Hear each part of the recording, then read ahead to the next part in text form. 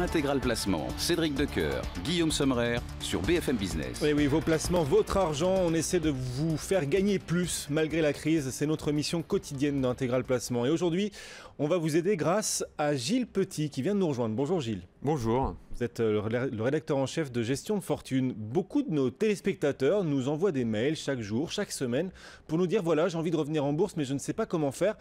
Et certains nous interrogent sur une méthode de gestion, la gestion flexible. Ils nous demandent si les fonds flexibles sont une bonne idée pour revenir sur les actions. Ben pourquoi pas ? Pourquoi pas, ça peut être effectivement une bonne idée. Alors la gestion flexible, peut-être faire juste une petite généalogie de ce qu'est la gestion flexible. La gestion flexible, en fait, c'est l'héritière de ce qu'on a connu dans les années 90 qui s'appelait la gestion profilée. À l'époque, on avait 3 profils de gestion, prudent, équilibré, dynamique. Et ce sont des fonds qui ont plutôt déçu leurs souscripteurs puisque finalement, la gestion était déléguée à un collège de gérants et de stratégistes et était rarement dynamique finalement. Donc les gens étaient plutôt déçus par cette gestion-là et petit à petit, la gestion flexible a fait son trou et a commencé à remplacer progressivement ces types de gestion-là. Gestion flexible, pourquoi pas? Si on parle tout de suite des performances, juste pour se donner une idée, un cadre, l'année dernière, en moyenne, les fonds de gestion flexible ont gagné 5%. Waouh, pas mal. C'est pas mal. En même temps, le marché avait bien progressé. Voilà, le marché avait bien progressé. Les fonds actions européennes, en comparaison, avaient pris en moyenne 11%. Donc 5%, c'est pas non plus... Ah non, vous avez raison, c'est pas terrible en fait. Mais ça dépend, parce que là, on s'adresse quand même à des gens qui veulent prendre pied en bourse, mais de façon relativement prudente. Ils ne veulent pas se remettre directement sur des actions. Donc, pour quelqu'un qui voudrait reprendre pied en bourse, 5%, et c'est une performance moyenne, c'est pas mal. C'est un bon début. Quand on entend fonds flexible, gestion flexible, on a le sentiment que c'est malgré tout un produit d'appel, qu'on est dans le marketing de la part des sociétés de gestion pour faire venir de nouveaux clients. Oui, alors justement, c'est tout à fait vrai.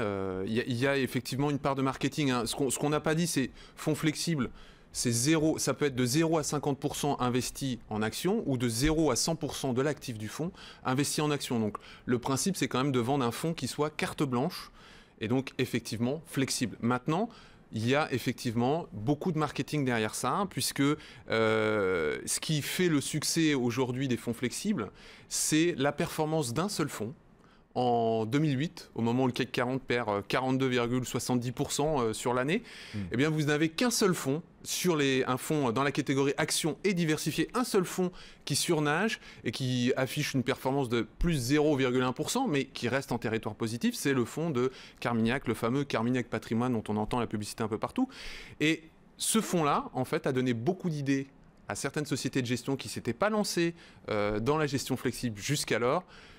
Ça leur a donné l'envie de lancer leurs propres produits.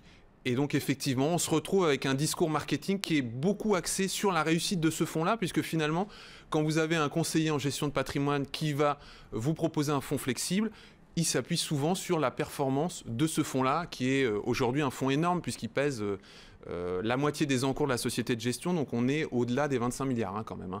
Nos téléspectateurs, quels critères doivent-ils prendre en compte avant de choisir un fonds de gestion flexible ?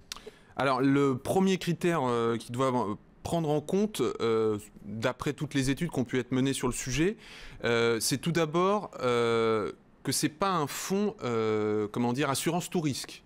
C'est-à-dire que c'est un investissement qui doit se réaliser sur du moyen long terme. Il y a une étude qui était parue récemment, un site qui travaille beaucoup pour les CGPI qui s'appelle MyFlow, qui a fait une étude sur les fonds flexibles et qui a montré que entre 2007 et 2012, sur le panel des fonds flexibles qui étaient existants alors, seuls 25% ont permis de préserver le capital sur la période.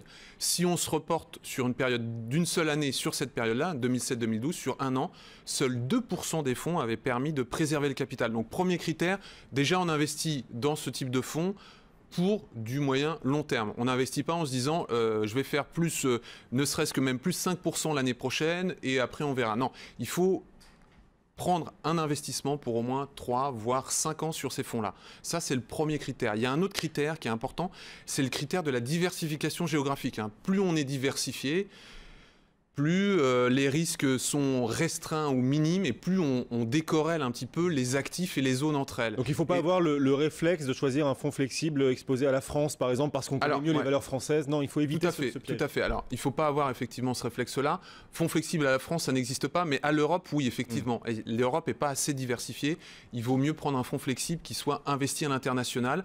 De toute façon, dans l'offre qui est proposée aujourd'hui en France, 2/3 des fonds sont investis à l'international, vous avez seulement 1/3 sur l'Europe. Mais effectivement, il faut étendre l'éventail au maximum parce que c'est vraiment important de diversifier ces risques. Ça, c'est les premiers critères. Tout ce que vous nous avez dit, ça suffit à expliquer finalement l'engouement qu'on a observé quand on regarde la performance en termes de collecte de ces fonds. On a l'impression qu'il y a eu un vrai engouement de la part des clients. Oui, alors l'effet est double en fait. Il y a eu à la fois un engouement, mais un engouement des souscripteurs et un engouement des sociétés de gestion. C'est-à-dire bien vendu le produit. Exactement. Depuis 3 ans, il y a eu une multiplication des produits sur ce thème-là. Est-ce que tout ça, ça l'explique ? Ce qui explique vraiment le succès des fonds flexibles aujourd'hui auprès de la clientèle des particuliers, c'est une chose. C'est le fait que finalement, puisque c'est un fonds carte blanche qui est donné au gérant, il est très difficile de le comparer par rapport au marché. Quand vous avez, pour un investisseur qui prend un fonds Action Europe, il va forcément le comparer à la bourse, aux indices actions européens. Un fonds flexible et de surcroît international, vous faites du 5% cette année, finalement c'est très bien en absolu. Le ramener à des performances d'indices internationaux, ça commence à devenir compliqué. Et de toute façon, c'est pas ce que recherche le souscripteur. Donc c'est ce qui explique aussi le succès de ces produits-là, c'est que finalement, on ne les compare pas vraiment à des indices boursiers classiques. C'est un fonds carte blanche, donc on se dit que si le fonds a progressé, le gérant a bien fait son travail. Il faut un peu faire confiance les yeux fermés. Alors les yeux fermés, c'est peut-être pas le terme, parce que justement, il faut faire très attention. Rien ne ressemble moins à un fonds flexible qu'un autre fonds flexible. Ah oui. Tous les fonds, là, c'est la guerre des étoiles que vous nous racontez. Absolument, c'est absolument ça. C'est-à-dire que c'est une course entre 300 gérants et chacun a sa petite méthode à appliquer. Chacun a son petit secret de fabrication. Et effectivement, il ne faut pas y souscrire les yeux fermés. Il faut faire très attention. Les études ont montré que certains fonds flexibles sont davantage corrélés au marché d'actions.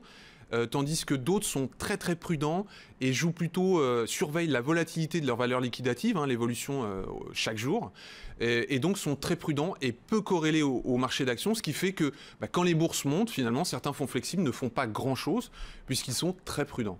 On a le sentiment que l'AMF pourrait peut-être intervenir, non ? Parce que ces fonds flexibles, ils ne se ressemblent absolument pas les uns les autres, et pourtant ils ont la même dénomination. Mais la dénomination tient à une seule chose, c'est qu'à partir du moment où dans le prospectus AMF, le fameux prospectus qui est exigé auprès du gendarme financier, vous avez une formule qui explique que carte blanche est laissée au gérant pour exploiter tous les instruments à sa disposition. Donc non, l'AMF fait son travail. Elle vérifie simplement que le gérant prend des risques qui sont mesurés, utilise des instruments qui sont autorisés. À partir de là, chacun gère comme il veut. Alors, l'AMF n'interdit pas le marketing. Et l'AMF surtout, elle n'interdit pas le marketing, mais elle le surveille de près. Il faut savoir qu'on ne peut pas dire n'importe quoi sur un fonds, ça c'est très important aussi. Donc pour les gens qui nous écoutent, si vous avez affaire aussi à un conseiller en gestion de patrimoine, le discours qu'on peut vous servir est aussi réglementé. Donc on ne peut pas dire tout et n'importe quoi. Au contraire, il y a quand même un encadrement. Après, à l'intérieur de ces règles-là, chacun peut faire comme il veut. Donc là tout le monde respecte les règles. Non, il n'y a pas de problème de ce côté-là. Une question qu'on n'a pas encore abordée à propos de ces fonds flexibles, leurs coûts, les frais d'entrée, de gestion. Ça coûte cher. Tout l'intérêt de ne pas choisir les fonds fermés, les yeux fermés plutôt, c'est que effectivement, c'est pas des fonds qui sont peu chers. En moyenne, les totales des frais sur encours, c'est 2,80% pour un fonds flexible, là où pour un tracker, si vous prenez une exposition sur un marché, ça va être du 0,50.